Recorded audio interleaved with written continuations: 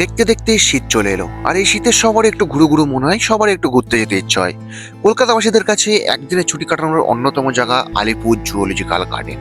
তো যদি তোমার হাতেও সময় থাকে একদিনের এবং ফ্যামিলি নিয়ে ঘুরতে যেতে চাও, তাহলে তুমিও একদিনের ছুটি কাটিয়ে আসতে পারো কলকাতা চিড়িয়াখানাতে। এছাড়া এবছরে নতুন নতুন আকর্ষণও রয়েছে আলিপুর জুওলজিক্যাল গার্ডেনে। 150 বছর পূর্ণ হওয়ার উপলক্ষে নতুন নতুন আকর্ষণও রেখেছে। তাহলে চলো সময় নষ্ট না করে 2025 বা 2026-এ যদি আসার প্ল্যান করছো, তাহলে কি কি দেখতে পারবে সেটা এক ঝলকে দেখিয়ে দিই। বেশি সময় নষ্ট করবো না, কিভাবে আসবে, কোথায় গাড়ি রাখবে, ইত্যাদি ইত্যাদি, এগুলো অন্য অন্য ভিডিওতেও দেখতে পারবে। তো আমিও সেগুলো বলে তোমাদের সময় নষ্ট করবো না। দূর দূর থেকে ফরেনার অব্দি চলে আসে আলিপুর জুয়ে, তো চিনতে কারোর বাকি নেই।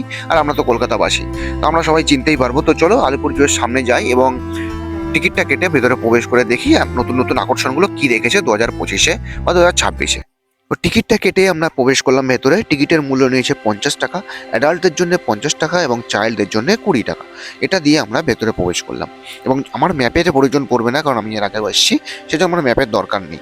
ম্যাপটা যদি তোমাদের লাগে, তো পেছনে এই যে ম্যাপটা দেখতে পাচ্ছ, ম্যাপটা তোমরা ছবি তুলতে পারো এবং ম্যাপ অনুযায়ী যাতায়াত করতে পারো। আমি যেহেতু প্রথমে বাঁদিকে মানে বাঁদিকে ঢুকবো, কারণ বাঁদিকটা সরু, ডান দিকটা বেশি চওড়া, ওই জন্য আগে বাঁদিক থেকে শেষ করে তারপর ডান দিক থেকে ঘুরে চলে আসবো। তো শুরুতেই আমরা শুরু করলাম ব্ল্যাক অ্যান্ড হোয়াইট হর্স থেকে, মানে আর কি জেব্রা থেকে। এখান থেকে জেব্রাটা একটু দূরে দেখছি, তো ওকে দেখা একটু সমস্যা, এবং আছে 3-4টে, তবে একটু দূরে আছে। তো এর পাশেই রয়েছে কাঁচ দিয়ে ঘেরা একটা কিছু, এর মধ্যে একটু ভিড়ভাড় দেখছিলাম, একটু ফাঁকা হয়েছে। এই সুযোগটাই দেখি কি আছে এখানে। তো এর মধ্যে যে প্রাণীটা আছে, একে দেখে আমার সেই ছোটবেলার একটা ডায়লগ মনে পড়ছে, হাকুনা মাটাটা। এই ডায়লগটা কিন্তু অনেকে রিলেট করতে পারছে যদি ছোটবেলায় সেই লায়ন কিং এর মুভিটা দেখে থাকে। তো এটা হচ্ছে সেই রাকুন, একটু নড়াচড়া করছে না, ও একা আছে মনে হচ্ছে এখানে। দেখি আর পাশে আশেপাশে আছে নাকি, তাহলে সেটাকে দেখায় ভালো করে। একটার পাশে আর একটা রাখা আছে, তবে এটা একটু দূরের দিকে আছে। যাই হোক, একটু এদিকে ঘুরেছিল মুখের দিকে, তবে পছন্দ হলো না আমাদের, চলে গেল। তো চিড়িয়াখানা ঘোরার সাথে সাথে একটা জরুরি সূচনা দিয়ে দিই, যারা ফ্যামিলি ম্যান আছেন তারা যদি বাচ্চাদের নিয়ে আসে সাথে, তাহলে কোলে করে রাখাই ভালো। এবং সবসময় কোলে না পারলে হাতটা ছাড়বেন না, এবং কোলে করে কিছু কিছু জায়গায় মানুষ জড়ঘট্ট হয়ে দেখছে সব কিছু সামনের দিকে। আর এখানে একটা সরীসৃপ জাতীয় প্রাণী আছে, যাকে গোড়েলকে বলি বাংলায় আমরা, সেটা দেখার জন্য এত ভিড়, এবং বাচ্চাদেরকে যদি দেখা যায় তাহলে কোলে করে ছাড়া দেখাতে পারবে না। তো এই সামনে একটা আমাদের আলিপুরের সব থেকে পুরনো মেম্বার আছে, তাকে দেখা এবার। সো এই হচ্ছে আমাদের আলিপুর জুয়ের সব থেকে পুরনো সদস্য, প্রায় 150 বছর অব্দি বাঁচে একটা কচ্ছপ। এটা হচ্ছে অ্যালডেব্রা জায়েন্ট টার্টালস, বাংলায় আমরা কচ্ছপ বলি। এবং এই আলিপুর জুয়ের সব থেকে পুরনো সদস্য বলতে গেলে এই কচ্ছপটি। প্রায় 250 কেজি ওয়েট নিয়ে এই কচ্ছপটি রয়েছে এবং এক জায়গায় চুপচাপ শান্তিতে শীতের মধ্যে রৌদ্রের মধ্যে বসে আছে। তো একটু মিস্টেক হয়ে গেছে এখানে, এটা যে আমি যখন এখানে ঢুকেছিলাম তখন শুরুতে আগে শিম্পাঞ্জি আছে, তার উল্টো সাইডে জেব্রা ছিল, তো আমি উল্টো সাইডে চলে গেছিলাম, শিম্পাঞ্জির দিকে আর আসেনি। এখানে বসে বিন্দাস কলা খাচ্ছে। তো শিম্পাঞ্জির ওখানে বেশ কিছুক্ষণ দাঁড়িয়ে ছিলাম, দাঁড়িয়ে দেখছিলাম আর কেউ আছে নাকি, একাই আছে একটা শিম্পাঞ্জি।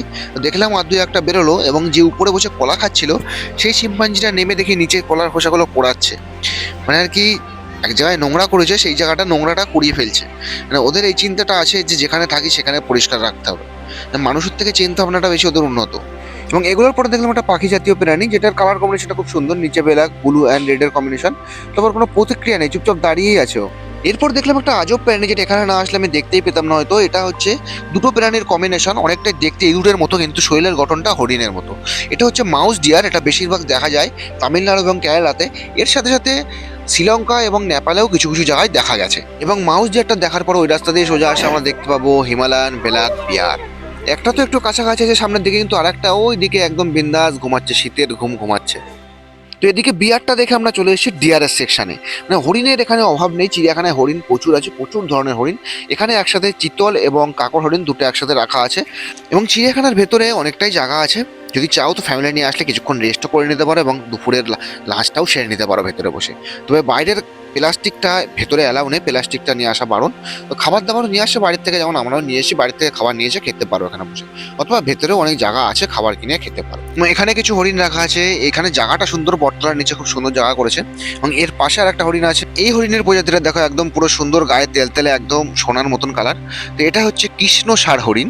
এবং এর পাশে আর কি কি আছে দেখি। এবং হরিণটা দেখতে দেখতে একদম শেষের দিকে চলে আসবে, এসে দেখবে কয়েকটা কুমির রয়েছে এখানে, এবং তার পাশে কয়েকটা হাঁসের প্রজাতি। এবং এইবার যাব আমরা ডান দিকে বাঘের সেকশনের দিকে। এবং ওই দিকটা ঘুরে আমরা এসে দেখলাম একটা নতুন প্রজাতি, যেটা হচ্ছে দু রকম ক্রস, অনেকটা শুয়োরের মতো কিন্তু সামনে হাতির মতো শুরু আছে, এবং এর নাম হচ্ছে মালায়ান টাপির। যেটা কিন্তু আমি আগে এসেছিলাম দেখিনি, এই প্রথম দেখলাম আমি এটাকে।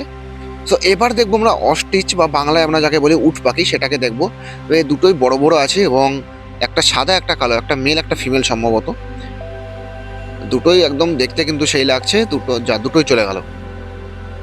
যাক, উট পাখির পাশেই রয়েছে একটা ক্যাঙ্গারু সেকশন, এবং এখানে একটা ক্যাঙ্গারু আপাতত আমি দেখছি, অনেকটা দূরে রয়েছে, কাছে কাছে নেই। এবারে দেখছি আমি শীতের মধ্যে কিছু কিছু প্রাণী অনেকটা কাছে আছে এবং কিছু কিছু অনেকটা দূরে, এবং তোমাদের কপাল ভালো থাকলে সবকটাই দেখবে কাছে কাছে আছে। ম্যাক্সিমাম টাইম থাকে কাছাকাছি, যেমন অস্ট্রিচটা কাছে ছিল, কিছু কিছু প্রাণী কাছে ছিল। এবার আমরা চলে এসেছি এগুলো দেখতে দেখতে সরীসৃপ সেকশনে। এখানে রয়েছে সবার প্রথম কুমির, দেখো সামনেই। তো এই কুমিরগুলো এমনভাবে শুয়ে রয়েছে, সবাই দেখে মনে করছে যে হয়তো পাথরের মাল পড়ে রয়েছে, পাথরের তৈরি করা।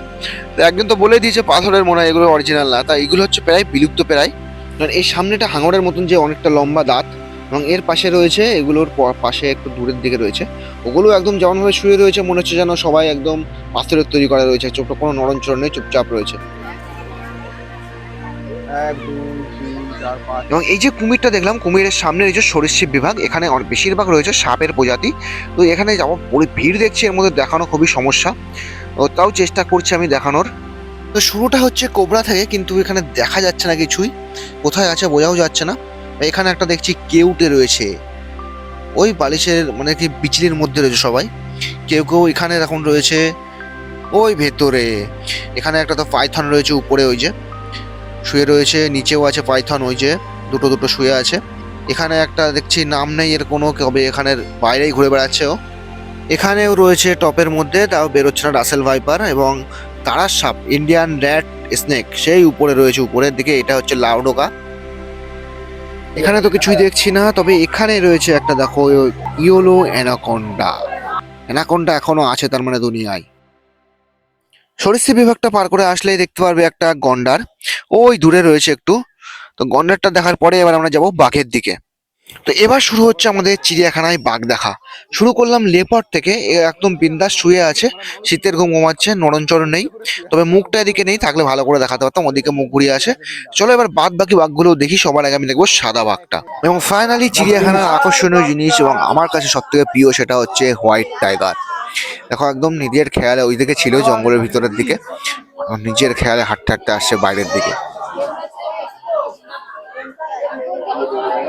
তো এইবার দেখো আমাদের আন বান শান দ্য রয়্যাল বেঙ্গল টাইগার, একদম এদিক ওদিক পায়চারি করছে, শুধু ওর চেষ্টা করছে যে একবার ছাড়ো আমাকে। তোমার দেখছি এখানে পরপর কিছু খাঁচা রয়েছে, এই খাঁচার মধ্যে সব রয়্যাল বেঙ্গল টাইগার, এবং এর পাশেরটা দেখছি হোয়াইট টাইগার আছে। তো এটাকে একটু চিল্লাচ্ছে, একটু ডাকছে, সেটা শোনো একটু। জিও জিও জিও লালা। আর ওটার পাশে একটা হোয়াইট টাইগার রয়েছে, এটা একটা হচ্ছে বাচ্চা মনে হচ্ছে, নাকি খাঁচার ভিতরে রয়েছে বলে এরকম মনে হচ্ছে, কি জানি বুঝতে পারছি না। যাই হোক, ওটা ছাড়া রয়েছে বলে ওটা অন্যরকম লাগছে, এটা ভেতরে রয়েছে বলে অন্যরকম লাগছে।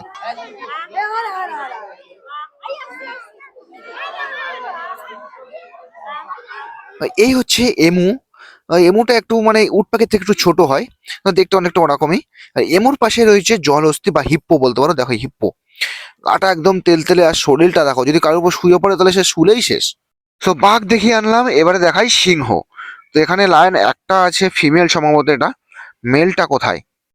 হ্যাঁ, এখানে একটাই রয়েছে, ফিমেলটাই দেখতে পাচ্ছি, শুধু মেলটা দেখতে পাচ্ছি না। যাই হোক, চলো এবার তোমাদের হাতি দেখাই। আর কপাল দেখো, হাতি একদম কাছে, সামনের কাছে একদম, মানে এরকম কিন্তু খুব কমই থাকে হাতি, আমি এত কাছে কখনো দেখিনি। এবার দুটো হাতি কাছে আছে খুবই, অনেকগুলোই অনেক, এবার দেখুন অনেক প্রাণী কাছাকাছি আছে।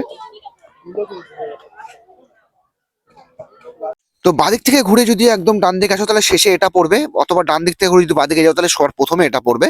তো এখানে এই খাঁচার মধ্যে সব নানা রকম পাখি রয়েছে, এবং এগুলো বক পাখি। এই বকের মধ্যে দেখো ডিজাইন, দেখো নিচের দিকে লাল কালার, পালকের দিকে লাল, উপরের দিকে সাদা, দেখতে খুব ভালো লাগছে। সো আলিপুর জুতে যতটা পারলাম তোমাদের ঘুরিয়ে দেখালাম, এবং কি কি দেখতে হবে সেটাও একটা আইডিয়া দিয়ে দিলাম। সো 4:30 বেজে গেছে, এরপর আর বেশি কিছু ঘুরে দেখাতে পারবো না। সো আজকের জন্য এই পর্যন্তই, যতটা পেরেছি ততটা তোমাদের ঘুরিয়ে দেখালাম।